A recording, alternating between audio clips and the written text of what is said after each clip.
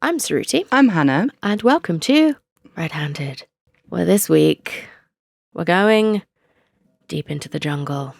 Kinda. Are we? We can definitely see the jungle. Okay, fine. From where we are. Just checking. Just to be clear. It's a wild one. We are going to Brazil. Brazil's Wild West. I've never been to there. No, me either. Me either.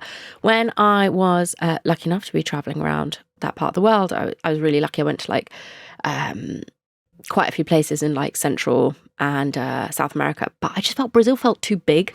Yeah, I know what you mean. It felt too big to tackle as part of a trip. Because Bolivia and stuff, it was beautiful. Bolivia, I think, is so underrated. But I was 2 weeks, fine, I'll see all the main stuff. I was where do you even begin with Brazil? I don't know. Too much. So I would like to go one day. Yeah, I would like to go. For sure. But no, have not been. But we are going there in our minds today. And honestly, everyone buckle up for one of the weirdest stories that we have told on Red-Handed. Because this tale is full of gang warfare, political sabotage, hero complexes aplenty, apocalyptic prison massacres, and puppets. The story of Wallace Souza, a Brazilian Batman with an epic fall from grace, is so bizarre that it sounds like it should definitely all be made up. But it is, in fact, true.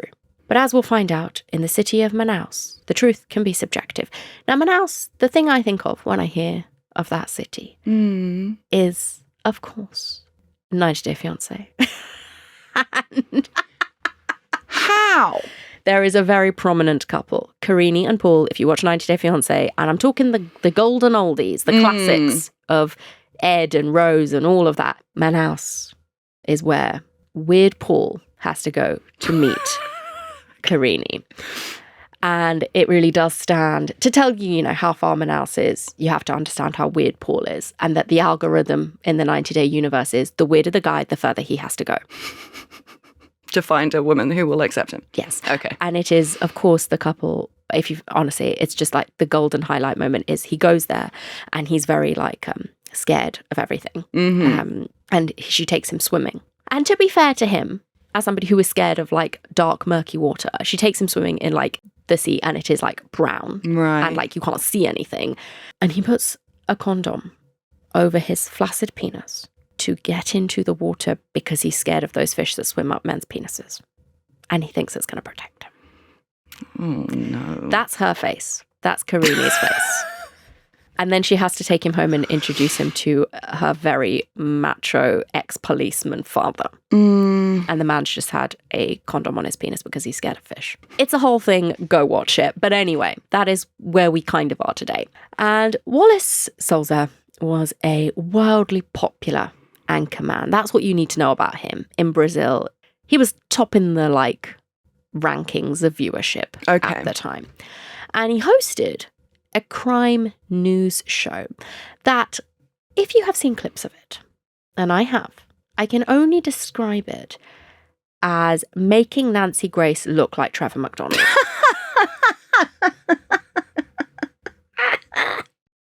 It was so jaw-droppingly dramatic that it actually did look like it was going to turn round the city's fortunes for a good while, because crime was out of control. And people thought, as we'll go on to find out, that because he was so finger pointy and calling people out, that it was actually going to change something for the better. But at the centre of this sprawling case is one question. Was it all just too good to be true? Was the TV show actually a smokescreen for Souza's own criminal empire? Was Wallace Souza a folk hero or a cold-blooded villain? Well, it all depends on who you ask. Welcome to the jungle. Jumanji 2. To truly get to the bottom of this story, first we need to introduce the unique place where it all happened. The city of Manaus is the capital of Amazonas, which is Brazil's largest state. And to be fair to flaccid floppy penis man, those fish are in the Amazon. They are. They exist. They are. And Manaus really is I know we're saying city, it is a city, but it is in the thick of the jungle. It is in the thick of the Amazon jungle. So absolutely, we are entering the jungle today. It's yes, there is a city, but surrounded by Amazon. It is a big state, the biggest one. And I'll put that into context for you. If Amazonas was a country, it would be the 16th biggest in the world. Wow. Yeah, see, Brazil's too big. I was right. I can't remember his name, and I know I always do. There's a Sri Lankan comedian. Ramesh? No. He's like, he's got like massive hair, wears cowboy boots. Anyway, he talks about Sri Lanka and like how colonized a lot and invaded and blah, blah, blah. And he was like, but I hate the Portuguese the most because how are you going to conquer over half the world and still be kind of poor? They're the peeing pigs. He's funny. I'll send him. He's very entertaining. Perched at the edge of the mighty Amazon River and its sprawling rainforest beyond, the city itself is largely only accessible by boat or air. Mm-hmm. And one might consider it the last seat of civilization before it gets really, really jungly. And there is a danger lurking in that jungle. Jaguars in the shadows, venomous spiders in your boots, something slithering just out of sight to bite you on the vagina through the toilet. For sure. Prime time toilet snake territory. But that's not all the Manaunians had to fear. This is shocking. In 2022, a survey ranked Manaus as the 21st most dangerous city on the planet. And if you think crime in London is bad, we've got a murder rate here about 1.5 homicides per 100,000 people. But in Manaus, the figure leaps to 48 murders per 100,000 people. That's a lot. Yikes. I did see, this has been doing the rounds at the moment. There was an influencer who was in Brazil traveling, and she stays in a hostel in the favelas and like makes this video being like, I just feel really unsafe. And they're like, yeah, bitch, that's why. Yeah. What did you think was going to happen? I don't know. I don't know why you'd be shocked by that. I think I was in Guatemala City, and at the time I think Guatemala City was like a second or third most dangerous city in the world, possibly, just after like Honduras City. And it was the only ever hostel that I have stayed in where the door was locked from the inside, like latched from the inside. And if anybody ever knocked at the door, you had to go get a member of staff to come and open it. You weren't allowed to open it yourself. And I was like, it's good to be safe. Mm-hmm.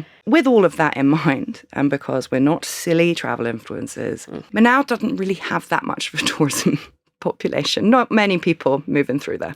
Nah, just men looking for Brazilian women to marry. But why, other than all of these obvious reasons, is Manaus such a fucking scary place? Why is the crime so high, I guess we should say? Well, Manaus's location on the banks of the Amazon River make it a very strategic transit point for drugs. Mm-hmm. And this is, of course, drugs that are flowing in from neighboring countries like Colombia, Peru, and Bolivia. And when illicit plantations growing, cacao?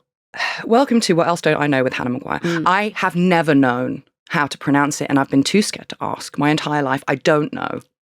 Cacao. Let's go with that. Okay. Growing cacao. You know what we're talking about. It's obviously the natural leaf that is used as the base for making cocaine. When these sort of illicit plantations started springing up in the Amazon basin from the 1980s onwards, it put Manaus even more firmly on the map as a hotbed of drug trade activity. We've talked about like the Darien Gap, which is obviously that section of the jungle, sort of is the only break in that kind of huge pan-Atlantic, is that what it's called? Pan-American highway that runs all the way from like the tippity top most of like the Americas all the way down to like Patagonia. And that's the only break. And that's because authorities literally cannot get into that jungle to continue the highway because it is so controlled by drugs and by gangs and whatnot. And there was a guy who was going to make a documentary about him crossing the Darien Gap, and it was like getting a lot of hype about it. People were like super excited, and then he just quietly cancelled it because he was like, I thought you were like, and then he was shot. And quietly cancelled. He was like, nah, this is when he realised that it's not a fucking joke, no, and there's a reason no one's done it. It's not going to happen. So yeah, Manaus very much along the same lines. And the city fell under the grip of organised crime groups fighting for control of drug routes, sparking, as you can imagine, pretty bloody turf wars that turned the streets into an absolute battleground. Widespread police corruption also meant that the authorities often turned a blind eye. And socioeconomic researcher Luiz Antonio Nascimento, which is just the beginning of Hannah and I butchering several Brazilian Portuguese names today, you are welcome, describes a culture of violence that's woven into the city's very DNA. Moreover, Manaus in the late 20th century was marked by extreme poverty for a large proportion of its citizens. It's a far cry from its glory days between 1870 and 1910, when merchants made their fortunes during the so-called rubber boom, and the city of Manaus was actually considered one of the richest in the world at that time. But by the 1990s, with bullets flying everywhere and any backbones among the local government nowhere to be found, the people of Manaus were holding out for a hero. And then, seemingly, one came along. Wallace Souza. I believe. Thank you so much. I didn't red and black this. His full name is Francisco Wallace Cavalcante de Souza. No, G. Souza. What's hard, right? Dej. It looks Souza. like Spanish. Yeah. It ain't. Looks like Spanish. It's so difficult to pronounce it. Looks like Spanish. Sounds like Russian. Yes. Dej.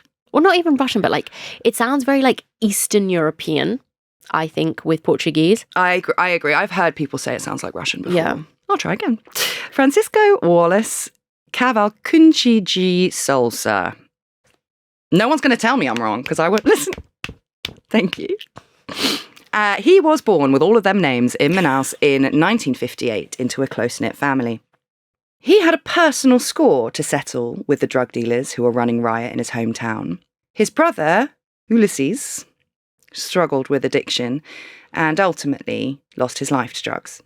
And Wallace was furious and vowed to avenge his brother one day. With the moral mission of cleaning up the mean streets of Manaus, Wallace joined the military police in 1976. But he was kicked out after 8 years for his alleged involvement in a gasoline embezzlement scheme. No further details to be found. No. Still, Wallace wasn't going to let his crime-fighting ambitions die from one pesky setback. The only thing I can imagine is that episode of Always Sunny where they just buy loads of petrol and try and sell it door to door. Genius. I think that's what I'm choosing to believe. Anyway, Wallace was not going to let his crime-fighting ambitions die because of one little setback and one little big crime that he did. He became a journalist instead. He started out working on regional radio shows before launching his own regional crime show in 1996. And just like that, Canal Livre, which means free channel, was born. So how can we describe this particular show? Think Crime Watch meets Jerry Springer via Ant and Dec's Saturday Night Takeaway or SNL, and maybe, just maybe, you're halfway there. Now, while the show's principal focus was crime coverage, it also featured entertainment. Producer Victor Hugo de Paula admitted it was a, quote, totally chaotic and spontaneous show where anything could happen. Segments could vary from dancing girls to warring families tearing each other's hair out over petty disputes in the studio audience. And if you're wondering what on earth we were talking about at the start as to why puppets were involved, well, amid the chaos, a puppet named Gallerito, a parody of wannabe gangsters wearing gold chains and streetwear, would crack dirty jokes and had a running gag of winding up the stage entertainer. And there is actually footage out there on the internet of a physical fight involving Gallerito the puppet and, like, people in the audience that was revived and actually spread as a viral meme online in the late noughties. And you honestly have to watch it to believe it. It's quite the situation. Pessoal aqui no estúdio, né? Com vocês, encerrando o programa Canal Livre, meu amigo Nunes Filho. Está na hora de dançar. Então, dance. Matando barata, isso daí, ó. Matando barata. Matando barata. Agora, Tuxina no toba. Que espera. Eu preciso tanto desse amor e continuar vivendo. Mas tu me ligas pra mim. Te amo, tu sabe que te amo com toda a minha alma. Minha alma, olha o jabá. Meu sonho compensação, o jabazão, pra te ter sempre, por todo amor. Sai daqui, velho! Que bonito amor, sério, por todo amor, sério.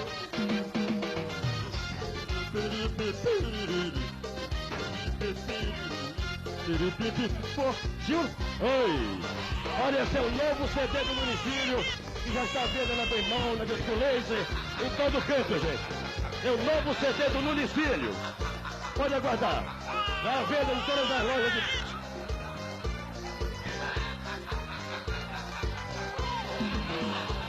Quanto tempo tem ainda de esperar por esse amor tão lindo? Quanto tempo tem que esperar?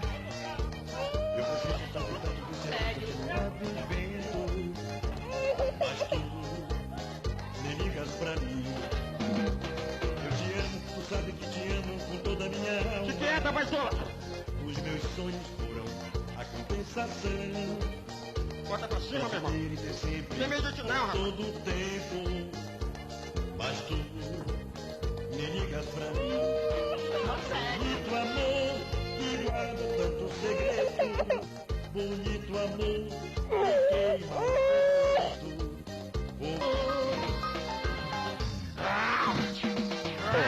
Alô?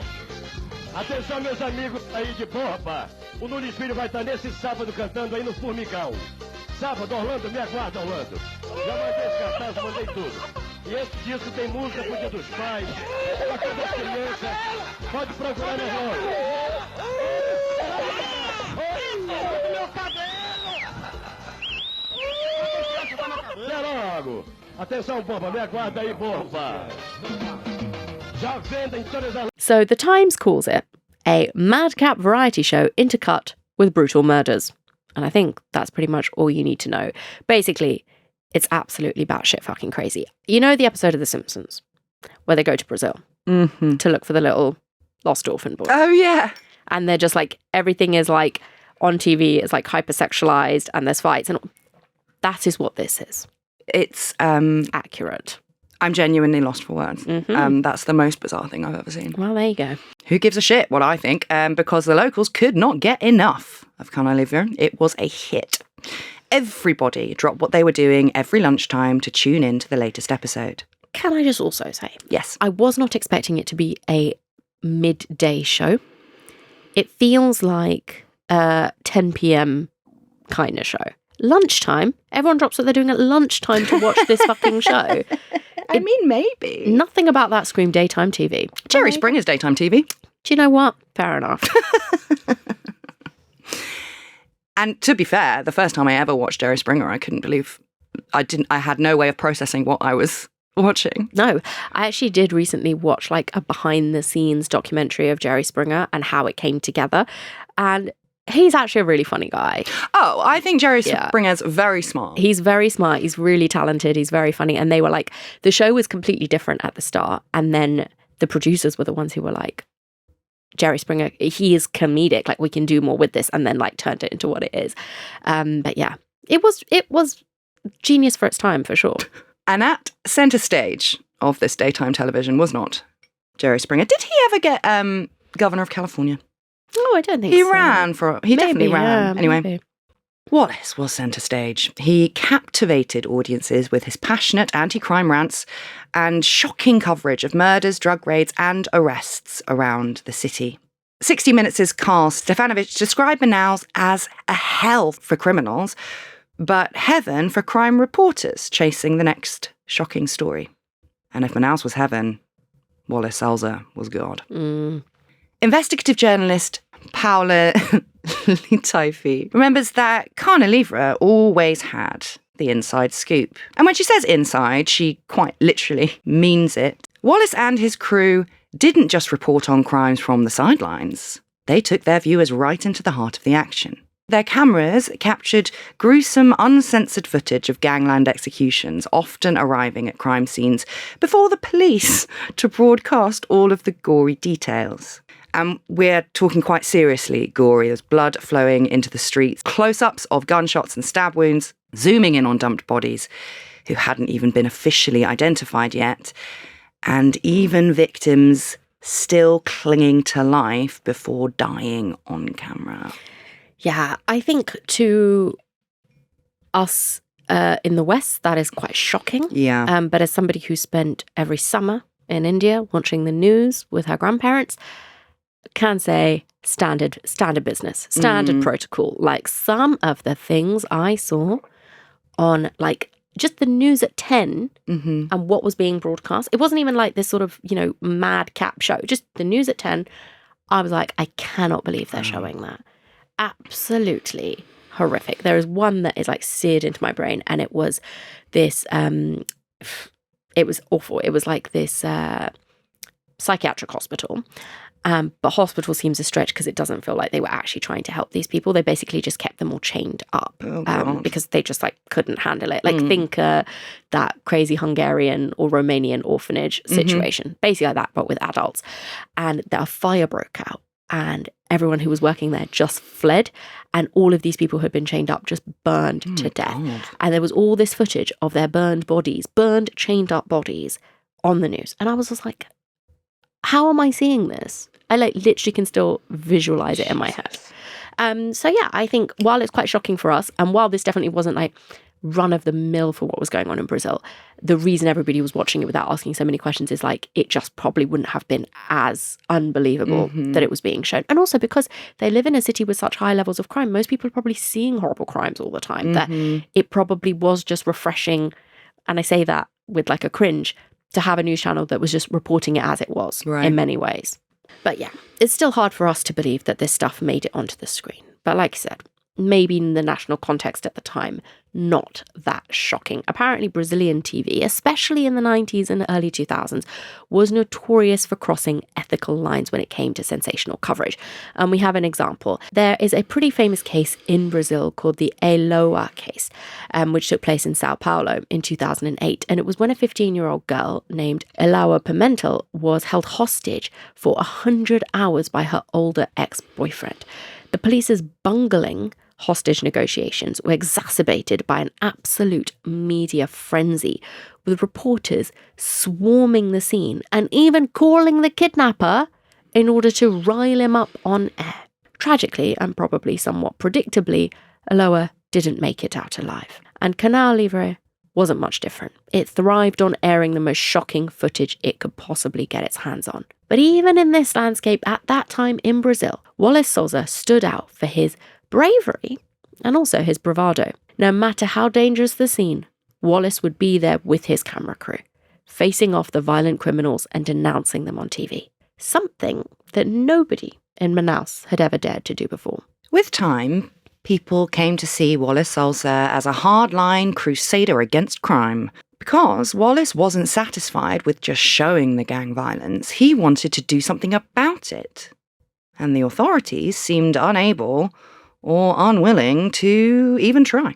Wallace didn't hide his vitriol towards drug traffickers. He declared that they made him sick and only deserved bullets in the grave. After a while, he brought in his brothers, Carlos and Fausto, as co-hosts, and the trio were swiftly nicknamed the Courage Brothers and built a reputation of standing up for the public. And you can see why that would be incredibly, alluring. Absolutely. For the Brazilian people, especially the people in Manaus, to feel like the authorities are corrupt, they're doing nothing, drug dealers are running our city, there's nothing we can do.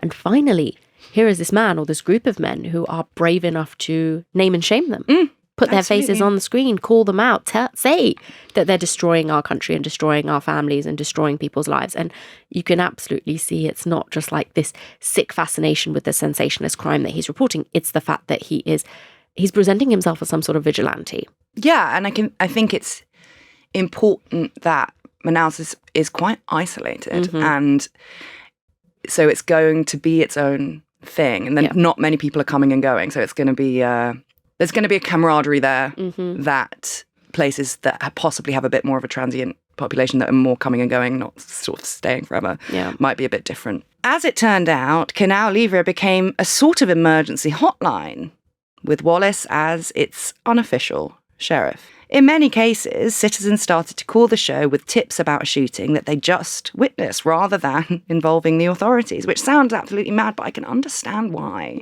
And partially that's because the camera crews would get there faster than the police would, but also probably something to do with people trusting Wallace Souza more than they trusted the police. And they had good reason. Brazil's military police force does not have the best track record. A significant portion of gun violence in the country's favelas comes from officers opening fire, often catching innocent civilians in the crossfire. So, with this in mind, it makes sense that the people turn to Wallace as their potential saviour. And The Guardian wrote about this case and noted the following. He seems progressively to have assumed the functions of the government, police, welfare system and judiciary, until he becomes a mix of populist demagogue and vigilante enforcer. Making bold declarations like Manaus cannot become a lawless land, Wallace appeared to incite the community to rebellion against the fear and complacency that had been the status quo for too long. With Wallace leading this moral crusade, could things really change?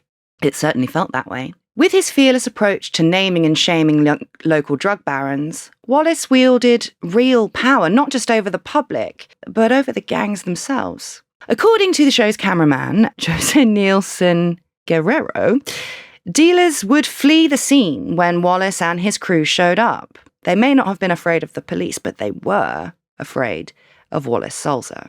No wonder he was so power mad. Imagine turning up to like a gangland crime and drug barons are fleeing from your camera. And Canal Livre became more than just a crime show.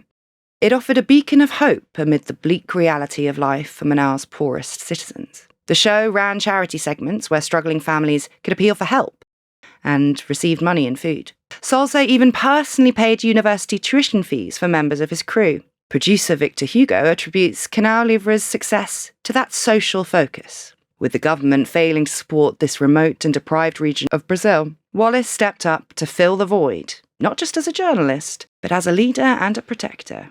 But with his star on the rise, moving into politics was a natural next step for Wallace. In Brazil, it is definitely pretty common for celebs to transition into politics and keep their former careers still. So we see that in other parts of the world, especially definitely, I can speak to India. There's a lot of actors that transition straight into politics. And similarly to Brazil, they don't have to give up their initial career in order to be able to do it. So in, for example, the US, apparently, if you want to become more integrated into politics and you are like running this sort of crime show, you would have to give up that crime show, because I think there's something along the lines of you can use that show to like campaign for yourself. And also, I think if I'm looking at an elected official who is supposed to be serving me, the voter, why aren't you doing that all the time? Exactly. That doesn't make sense. But Wallace here kept his job on the TV show, and he ran for politics.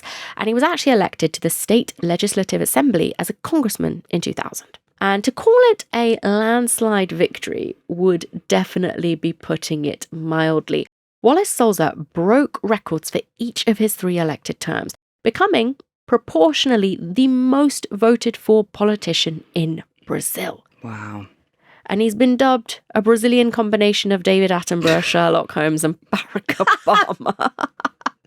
And just a little bit of foreshadowing here. Also, Jake Gyllenhaal's character from Nightcrawler. So, keeping it in the family, as you would, the other Courage brothers were also elected as local officials in various posts, including Mayor of Manaus for his brother Carlos. As a politician, Wallace Souza continued building his reputation as a champion of the people. He wasn't just calling out drug dealers anymore. He was criticising the government. He showed up the powers that be by questioning why they weren't doing more to crack down on notorious organised crime groups, like the Family of the North, the FDN for short. And he also exposed the mayor of Coari, a impoverished rural town, rich with oil fields that the community never saw a penny of. And he called out that mayor for embezzling public funds, which he quite obviously was doing.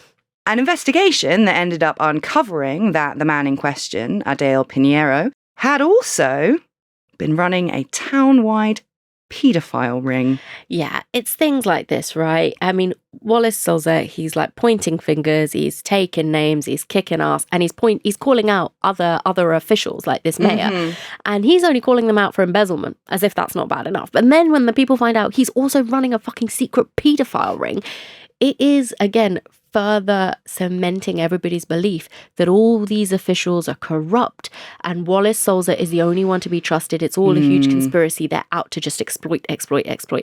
And this is how, and he's not wrong, but as we go on to see issues. But yeah, it's just every finger point is just further cementing him as this hero of the people. And even though he was pulling off all of these really big ticket policies, he never ever quit his day job. Wallace Souza carried on hosting Canal Livre every day. So, tidy your room. You have the same amount of hours in a day as Wallace Souza. Anyway, in a 2005 episode of Canal Livre, Wallace bravely swapped places with a family held hostage by drug dealers who said that they refused to negotiate with anyone but Wallace Souza. And as the kidnappers drove off with him, it did look like the congressman was in quite a difficult, sticky, possibly fatal situation. But he walked away totally unharmed because the gang changed their minds. I think there was some calculation there that they made that killing him is not going to make them particularly popular. Also, I wouldn't be surprised if he just threw some money at them. I'm wondering if the whole thing was just a bit made-uppy, a bit Jerry Springer, a bit produced. It's also very possible.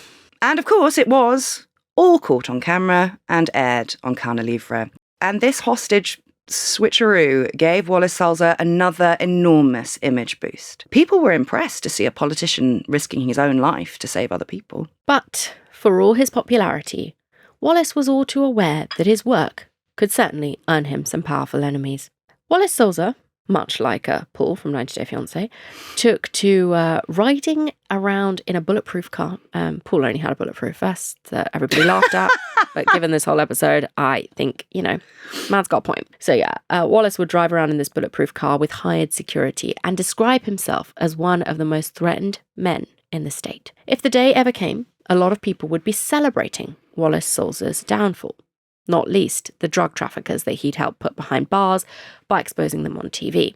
And presumably also all those politicians that he's pointing the finger at and, rocking the corruption boat. They're going to be pretty happy if he is eventually offed. And then in 2008, along came a man named Moa. To give him his full name, it is Moacir Georgia Pereira. And he was simply known, thankfully, as Moa, which is what I will be calling him moving forward. And he was a former military police officer who'd gone over to the dark side by moonlighting for the organised crime gang. He was arrested in 2008 as part of a routine investigation into his crimes and was wanted for a whopping 9 murders. Now, at first, Moa was weirdly calm. He kept confidently claiming that his boss would sort things out for him. But when that didn't materialise, Moa began to sweat. He knew that a stint in jail would mean almost certain death, since he'd pissed off quite a few people inside. And we don't need to tell you this, but in Brazil, prison gangs are no joke. In PCC, a citywide gang who are the sworn rivals of the FDN in Manaus, were actually originally formed at a high-security penitentiary in Sao Paulo. Being behind bars doesn't do much to curb these guys' murderous ambitions. In fact, prisons are pretty much their whole base of operations. So, as Moa started panicking, he also started talking. And then came the bombshell. Moa's alleged boss, the man who had hired him to commit those 9 murders he was being accused of, was none other than local hero, aka Jake Gyllenhaal from Nightcrawler, Wallace Souza. Moa claimed that Wallace personally ordered him to wreak havoc on the city by committing the murders of multiple notorious drug traffickers, 5 of which were actually covered on Canal Livre in all of their grisly glory. And that's not even the most mental bit. The motive was to boost the ratings of Canal Livre. Yeah. So when people ask us, are you scared you're going to run out of cases? No. Wallace Souza is obviously in a different position where he needs live, he needs current. It's a crime news show. He's like, even in a city where they have 48 murders per 100,000 people, he's like, should we just speed things along a little bit? I am always interested when that question gets asked of are you worried that you're going to run out? how quickly people will jump to a Wallace Souza situation. Like, but you could do that, and then you could cut. I'm like, what? That's not a normal thing to say, but it's almost always the next step in that conversation. Yeah, we're not going to do it, don't worry. Or maybe I already have. We'd be doing more investigative. If we start doing more investigative long form pieces, then get suspicious. Because that shit's hard. And the only way I'm doing it is if I literally did it myself and know all of the answers. Cut to this being played back in a court of law. Anyway, the accusation was that Wallace Souza calculatedly plotted to satisfy his increasingly bloodthirsty viewer base with the shocking inside scoop that they hungered for. Lead detective Deva Nielsen Calvacanchi agreed that this was almost certainly murder for ratings. Yeah. And look, there is a Netflix docuseries on this show called Killer Ratings. Very good. Bravo. Bravo. And according to Deva Nielsen, the simple reason that Canal Livre was always the first at the scene of the crime was because they knew that they were going to happen because they had ordered the hits themselves. That'll do it. And he called Canal Livre a massive smokescreen for Wallace's criminal enterprise. Wallace was just a jaguar in sheep's clothing, and his whole Defender of the People Act was a big fat lie. So as you can imagine, the allegations sent shockwaves through Manaus. Public attention returned to a previous clip from Canal Livre, which showed the reporter approaching a still burning body in a jungle clearing, remarking that it smelled like a barbecue. Shocking as the footage was, even more troubling questions now had to be asked in light of the recent allegations against Wallace. Because in the clip, he reels off facts like the sex of the victim, the fact that they were killed in the early hours of the morning, and that they had been shot multiple times. But if Wallace had just simply stumbled upon this burning corpse, how on earth could he have known that? It's good questions. It's good questions. And also, how was Wallace there in the first place? Long before the police even knew of this crime. A new and disturbing answer was starting to materialise. That maybe Canal Livre knew precisely because they had put the body there. Though I can also see a world in which he's just being framed by the police. As in, or not that that's what happened.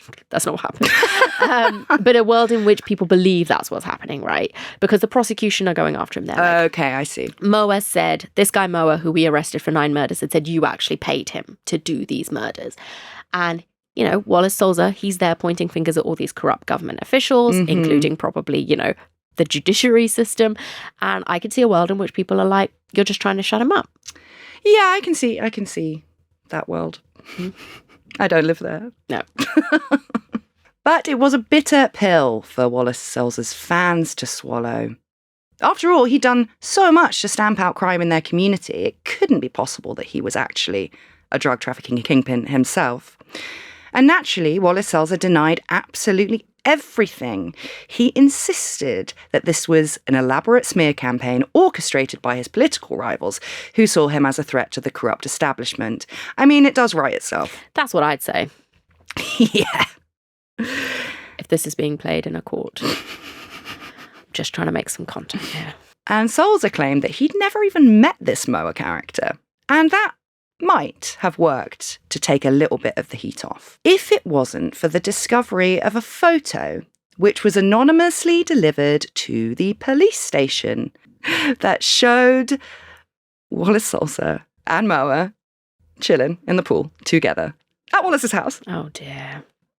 Wallace. Don't lie about easily provable things. And that photo had some pretty dodgy tan lines in it and even dodgier implications for Wallace Souza, who was now flailing like a man in seriously hot water. Left with no choice, he admitted that yes, he did know Moa, but he only knew him as Jorge, a friend of his eldest son, Rafael. I actually think it's Jorge. Jorge? In Brazilian. Portuguese. I don't know. I can't keep up. It's hard. Jorge with a J. And Wallace swore that there was absolutely no business relationship between him and Noah and no criminal orders. But Souza's credibility was completely gone, and it had left him very vulnerable. A task force called Operation Centurion was assembled to investigate Wallace and 15 others, including members of the military police. Led by the Intelligence Secretary for Amazonas, Tomás Vasconcelos, they came down hard on Wallace with a raft of damning allegations. Wiretaps of Wallace's conversations with his close friend, Police Chief Colonel Felipe Aker, revealed obvious confusion. The two had a habit of leaking intel on criminals and investigations, which, if nothing else, explained how Canal Livre always seemed to have the tea about local crimes. But that was just the tip of the dirty, dirty iceberg. Because investigators also found evidence suggesting that Wallace, his son Raphael, and Colonel Arce had actually plotted to assassinate a local judge named Jazija. I think we can just say local judge, you know? A local judge. It looked like they had hired a hitman, Louise Pulga, to carry it out, and that when Louise had refused and threatened to talk, they had ordered his execution, which was carried out in a butcher's shop in 2008. And it didn't stop there. The task force alleged that Wallace wasn't just ordering these hits, he was taking over the very turf of the gangs that he drove out and keeping their operations running under his own control. So this, right, if you are the kind of person that would like, well, I can get on board with the fact that he's some sort of vigilante, hit orderer of drug dealers and cartel bosses and whatever, because you're like, clean up those streets. The police aren't doing it. Let's get rid of them. If you are a person who can vibe with that, and I'm not completely unsympathetic to that point of view, although obviously extrajudicial killing's problematic, just to have this on tape, it is the fact that he doesn't then shut down the drugs operations. Yeah. He's like, yummy, yummy, yummy, yummy. I'll take that. Yeah, I think it's Robin Hood is one thing, but you ain't taken from the rich and given to the poor. Nah, he's just like, kill you, I take. Kill you, now and I'm you can rich. keep all your drugs, and please put them back on the streets. Yeah. Here is some cash. Exactly. And Security Secretary of Brazil at the time summed it up as follows. It has all the characteristics of organised crime. It has an arm in the public ministry, an arm in politics, an arm in the police. It's a state inside a state. And an octopus, apparently. Delicious. Things were not looking good for Wallace Souza. But in Manaus, legal processes are rarely smooth sailing. The task force's investigation was dogged by contradicting statements from Moa, whose wife began claiming that he had been tortured by goons from Amazonas intelligence services and forced to lie, but she would say that, wouldn't she? It's worth saying. And it's also worth saying that the torture story emerged after an explosion tore through the police station where Moa was being held in solitary confinement. A lot of people believed that explosion to be a targeted attack on Moa's life, and he managed to scrape through unscathed, but only just. So, was Mrs. Moa telling the truth about him being tortured, or was this a family under pressure from reprisal attempts from Wallace Souza's gang? Both. All of it. Things can be two things. Everything. In this story is probably everything, because everyone is up to corruption. Yeah. And ultimately, Moa wasn't a credible witness. But that didn't really matter to the task force. After obtaining a warrant for the Souza family home, police officers discovered an absolute gold mine of evidence in a safe kept in Raphael's room, containing an equivalent of $15,000, an insane amount of firearms and ammunition, and a handwritten list of names that appeared to show the hierarchy of Wallace's criminal organisation. Why have you got that? I always find the word that kind of chart is very funny. It's like an organogram. Organogram, is that? I've never heard that in my life. I'm going to double. Yeah, so it's called an organogram, and it is basically when you have this little chart of like Wallace Souza at the top, and then his henchmen, and it's like the hierarchy. And I remember when I was at my old job and we got Slack for the first time, and like usually, if you work in like a big company or like a company with more than like 10 people, you'll have an organogram on Slack. It suggests that you do, so that new people, when they join, you can like see who's more senior than who. But it always just made me laugh. Organogram. Well, I did not know that. Thank you for enlightening me. But Wallace Souza, for some reason, has got his organogram handwritten and buried in a safe under his son's fucking floorboards. Now, why would you ever need that? Don't know. Just why do you need to keep track of that? He's a real bloody job's worth, isn't he? Now, Raphael actually claimed that he'd drawn it up with his lawyer to illustrate the accusations they were facing, but investigators took it as proof. So he's saying, oh, I just doodled it with my lawyer to get clear in my head what we're being accused of. What we're being accused of, like, doing in our criminal organization, who they're saying is in the hierarchy. But no, it was just a thought activity. But that I put in a safe. Yes, which is where I keep all of my doodles. And in a eureka moment, more discoveries were made. Specifically, spent shell casings were found in the safe that allegedly matched the crime scene of a murder from January 2007 of the gangster known as Bebe Chineo, nicknamed because he was the son of a major kingpin named Bebeto. Now, Bebetieno's bloody corpse had actually featured on Canal Livre, slumped over the steering wheel of his car just moments after his execution. The seemingly incontrovertible evidence found in the Souza home cemented Wallace's guilt in the task force's eyes. Again, why are you fucking saving that? He just doesn't really seem to be trying. But I think, like, as in trying to get away with it. But I think he has evidently, it would appear, that he has been getting away with this for quite some time. So I think he just didn't think they were ever going to catch him. No, and I honestly think if he hadn't been pointing the finger at the police being corrupt and all sorts, if he'd just been killing drug dealers and then filming it, he'd have got away with it. Don't point the finger at the police, because that's when they're going to come get you. And a police officer at the scene said Wallace appeared physically crushed when they made these discoveries, while still insisting that one day he'd become the Secretary of Security himself and prove the truth. The net was closing in on Wallace Souza, who was still valiantly fighting to clear his name. And as an elected congressman, he had legislative immunity for now. What the fuck? That seems like that's not fine. I feel like that needs to be reviewed. Oh my God. At first, his colleagues in the Legislative Assembly pledged their support for Wallace Souza. But the more the evidence stacked up, the more difficult it was to do that, and the more public and private confidence in Wallace Souza began to crumble. In a passionate speech he delivered to his elected colleagues, Wallace Souza insisted that he was being framed in the greatest political persecution ever seen in this state. He argued that his obvious ambitions to become the Amazonas Secretary of Security ultimately made him too big of a threat and meant that his political rivals would do anything to discredit him. Despite this last-ditched attempt, Wallace Souza was ultimately impeached by an ethics committee in October 2009.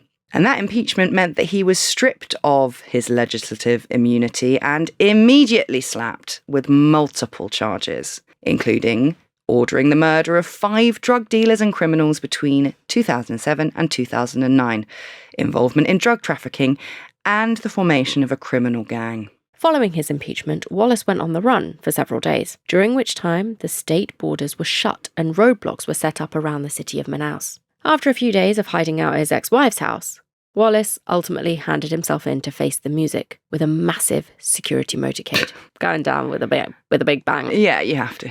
Now, we have to understand that Wallace Souza, for him, prison would have been an absolutely terrifying prospect. After all, he was probably the one indirectly responsible for putting half of those inmates behind those bars. I hadn't thought of that. And they probably weren't best pleased about it.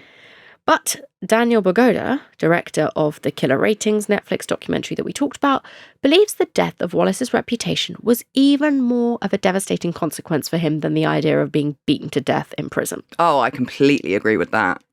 And Daniel actually describes Wallace Souza as, quote, a man who clearly wanted to be loved. I think that is true. I think he does scream of a man who is possibly feeling quite empty. There's a lot of like self-aggrandizement constantly. He's like, I'm the most persecuted man. I'm the most threatened man. I have to be. And I'm not saying he wasn't all of those things. I'm sure there was a lot of people out there who were very pissed off at him, but it's constantly him putting himself at the top level of whether it is success or persecution. And I think he absolutely loved all of the attention that he was getting, because once he got elected into the Legislative Assembly, if he really just cared about stamping down on crime, he could have stepped away from the show and just dedicated all of his time to doing that. But he doesn't. He's got to keep the show going. And I also think this idea of this scandal turning him from a hero into absolutely a global laughingstock, because outside of Brazil, I don't think Wallace Souza's name was particularly well known. But after he was arrested, it's too compelling a story for it not to spread everywhere else. And suddenly now he's not this god and this hero and this savior of the people. He's like a supervillain who's laughed at. Barely even a supervillain, a villain who's laughed at. And I think that's something that was possibly quite difficult for him to bear. I think that is his worst nightmare. 100%. And the adulation that he was getting from the crowds now turned to jeers, because as the tide of public opinion turned on Wallace, people would actually line the streets and scream, "Jail Wallace the bastard," and throw him in a cage. He had definitely gone from the people's champion to their enemy. And he was slowly marching towards a more hostile audience than he'd ever faced. And I think people are so pissed off with him because he set himself up to be the opposite of all these corrupt, self-enriching people who were in power, to being somebody who genuinely cared about the people. And they all obviously felt incredibly exploited. I don't think they're particularly sad that he was murdering drug dealers, but I think it's obviously the lies that they told him. And he kept all those operations running for himself. Awaiting trial, Wallace Souza was placed, quite sensibly, in a solitary cell for his own protection.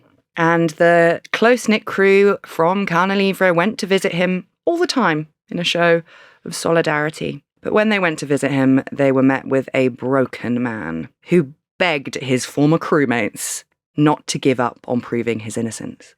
The first charge pursued by the court was the 2007 murder of a notorious drug trafficker named Kakula, who Moa claimed he was hired to bump off by Souza and his son. Interestingly, the motive in this case was revenge and not ratings. And that's because Kakula was the drug dealer who allegedly got Wallace's beloved brother Ulysses hooked on drugs in the first place. And after that deed was done, Moa claims that Rafael reported back to his dad that he had avenged his uncle's death, to which Wallace smiled. That's my boy. And a new witness was now adding credence to the prosecution's claims. Giselle Vaz, a former reporter from Canal Livre, was the one loose link in the team who wasn't insisting Wallace was some sort of wrongly accused patsy. Instead, Giselle revealed some shocking details of what life was apparently really like behind the scenes of the show. She claimed that she had witnessed multiple fake drugs bust setups where drugs were planted at scenes, as well as people being tortured into making confessions through a method referred to ominously as the bag. Oh no, I don't like that at all. It's basically exactly what it says on the tin. They put a plastic bag on the person's head until they couldn't breathe anymore and eventually made a confession. And on at least one occasion, Giselle says, Wallace euphemistically said somebody had gone to the bag and died this way. Giselle also confirmed that Moa was indeed Wallace's personal security guard, who always went with him on his operations. As you can imagine, Giselle's testimony blew a massive hole in Wallace's case, and he now faced a mountain of evidence and had little to defend himself with at trial. Does she host the show now? Possibly. Wallace Souza, however, never made it that far. He had chronic health problems for years, suffering from the rare liver condition Budd-Chiari syndrome, where the hepatic veins are obstructed, which causes fluid buildup. And he doesn't look like a well man, does he? He was so unwell that on medical grounds, he was excused from attending his own trial, and his health continued to deteriorate. He was flown to Sao Paulo in 2010 for specialist treatment. Mysterious billboards were erected around Manaus by his supporters, showing photographs of a frail and emaciated Wallace Souza, asking, "How much is a life worth?" Fucking hell. Wallace Souza died on the 27th of July 2010, age 51. His lawyer, Francisco Balero, said that this was an assassination. It was the investigation, not his dodgy liver, that killed Wallace Souza. Wallace's body was flown back to Manaus for a funeral with over 5,000 grief-stricken admirers. And in death, he became kind of a martyr, which is probably what he would always wanted, but he's dead, so he doesn't know that. There would never be a legal closure to his case. All criminal charges against him were dropped when he died. But the investigations into others implicated in Wallace's alleged crime ring did continue. And fair warning, the Brazilian legal system is incredibly confusing. Cases seem to drag on for years and years and years, with countless interruptions and things getting overturned before they're reviewed again later, like, surprise bitch, like it's very, very, very confusing. But in terms of outcomes for the major players on Team Wallace, this is what we do know. His producer at Canal Livre, a woman named Vanessa Lima, was targeted by the task force after she publicly accused the head of this task force of witness intimidation and torture. And the thing is, I can believe that she's lying. I can also believe that that happened. This is the problem with this case, that everyone is so corrupt and everyone is lying all the time that it's kind of like a choose your own adventure and who you want to believe. And you're kind of right, whatever you do. Now, Vanessa was actually imprisoned for several months before ultimately being acquitted in 2019. Now, Wallace's brothers, Carlos and Fausta, were also eventually acquitted of their charges for drug trafficking in 2021, after what they described as 12 years of intense suffering. The judge ruled that the evidence was not robust enough to convict them, as it was largely based on wiretap conversations and hearsay rather than solid proof. But Wallace's son, Raphael, was not quite so lucky. He was sentenced to 17 years in prison for a host of charges, including drug trafficking, illegal firearms possession, and masterminding the 2007 murder of Kajula, which bizarrely Moa was acquitted for, despite being the one who allegedly pulled the trigger. Raphael actually went on to serve 15 years in prison before his eventual release, just last year, in 2024. He also faced several charges for the murder of Luis Pulga, the would-be assassin from the alleged plot to kill the judge in 2008, and also the 2007 murder of the gangster Bementinho. But these have all been overturned more times than we've changed our fucking socks this week. So who the hell knows if Raphael will ever actually be convicted of those. And if you're feeling confused, listener, me too. It's a nightmare to unpick all of this. It's so complicated. But what about Moa, the whistleblower who started it all? His story was brought to a close 7 years after Wallace Souza's death, in possibly the most fucked up part of this entire saga. In the early hours of New Year's Day 2017, Anísio Jobim Penitentiary Complex turned into an unexpected rave.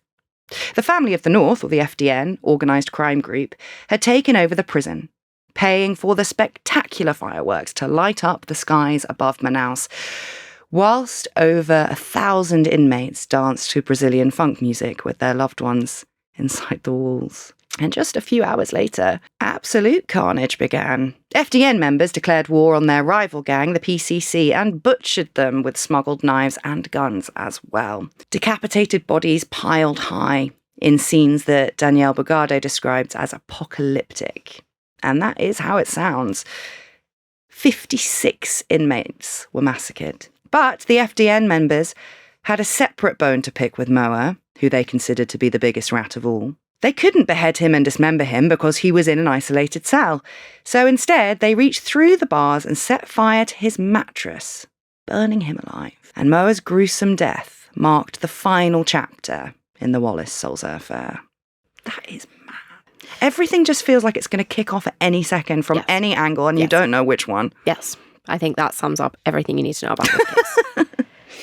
And still, the case today sparks intense debate in Amazonas.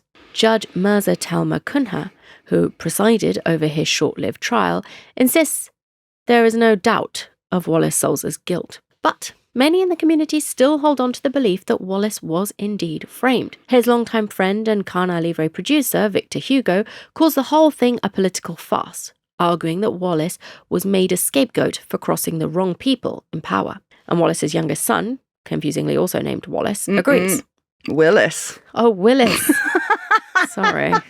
It's just changed one letter. Willis. According to Willis, his dad was persecuted by a well-connected coward who hid in the shadows and used dirty tricks to smear his father's reputation, rather than fighting him face to face. And all fingers point at none other than Tomas Vasconcelos, who was, of course, the head of the task force that brought Wallace Souza down. And look, if I didn't know more about this case, and just from like an outsider's glimpse, either of those plot lines makes a great story. The point here is, I think, it's both of those plot lines. Yes, I agree. I do genuinely think, I don't think anyone in the Brazilian military police or any of like his political enemies who were trying to bring him down were doing so because they thought Wallace Souza was wrong for what he was doing. I totally agree. Everyone in this story is just out for themselves. And because he's dead and nothing's going to happen, there will be no consequence. Like, it doesn't really matter. And I can understand why you would spin that narrative. Absolutely. To his haters, Wallace Souza was a ruthless criminal. To his fans, he was a good man who paid the price for doing the right thing. Documentary maker Daniel Bogado says that he tried to show both contradicting sides of this story, but even he isn't sure on which side he stands.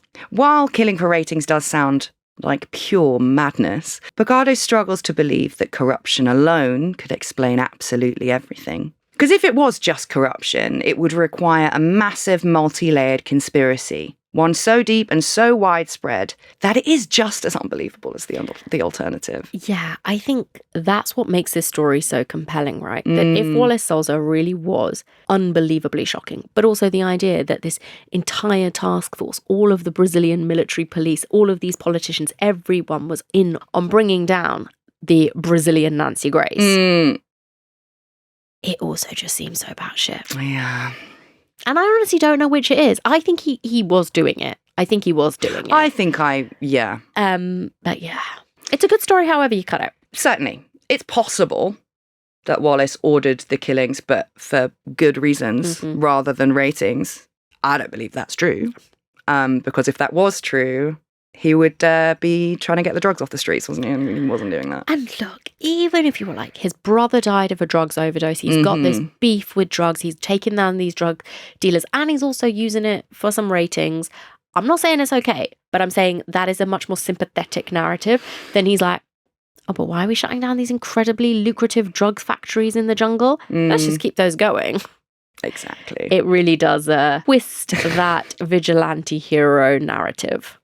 And maybe, and this is very kind, and I'm going to immediately retract it as soon as I finish the sentence, but like perhaps, maybe, Wallace's intense hatred of drug traffickers, maybe that's how it started. And then he realised that playing God is really, really fun. Yeah. And it went from there, maybe.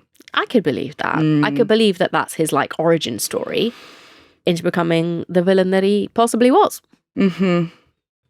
And the Times, in particular, have said that cleaning up the streets of Manaus may have been a warped justification for Wallace Souza to himself. But when you consider that Wallace Souza's own gang, essentially, took over the business of the gangsters that they ousted, that's pretty telling, I think. And you can't ignore the irony of it, but I just don't think that it's untrue. Yeah. That's the most damning bit for me. Yeah. The rest, I mean, I believe all of it, but that is the nail in the coffin for his immortal soul, in my opinion. Whether we believe it or not, stranger things have happened, and they will happen again. And they might even be shown on Canal Livre. Because following in his father's footsteps, Wallace Souza revived the show in 2021 under the new name Canal Livre, which means free signal, with episodes available right now on YouTube if you have some time on your hands. And the creepy puppet, Gallerito, even made a return. And Wallace has vowed to pursue a much lighter note with far less blood than his predecessor. Well, YouTube will demonetize you in a fucking heartbeat, so I'm not surprised. Yeah, I think, for Wallace and Raphael, they make it clear that they really, really, really want to clear up their father's legacy because it's their legacy as well. And I'm sure that's what Wallace will be doing his best to do on. Would you like to guess how many subscribers they have on YouTube? It's either loads or none.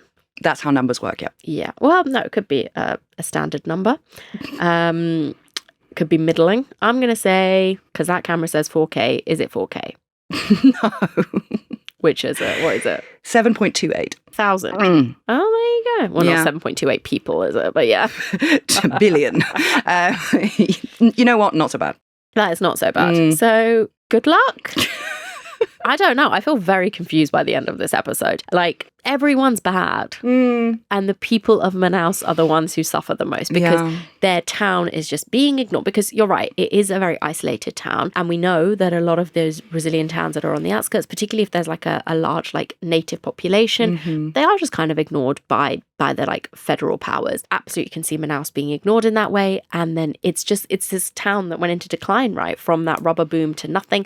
And then it's just being descended upon by all of these drugs traffickers, becoming this port drug haven for all of these neighboring countries. It's just the people who are being stamped on. And every time they turn to believe in somebody, they also bad. Yeah. Yeah.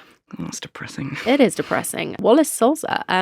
Go check out the Netflix documentary. It is really good, killer ratings. And like Daniel Bogota says in it, it's like he doesn't really say which happens, like one or the other. But I think it's because you can't. There's just so much contradictory evidence. You can't, and also because both eventualities, both stories, both alternatives are both completely unbelievable. So it's so hard to try and put together any of it that makes sense because it is so difficult to get your head around that any of it happened at all.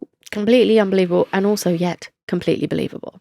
That is our episode on Wallace Souza, a man who potentially, possibly, killed for ratings, but that's not quite as snappy, is it? Snap, snap, snap. We butchered a bunch of Brazilian names, but we did try. We tried very hard. Yeah.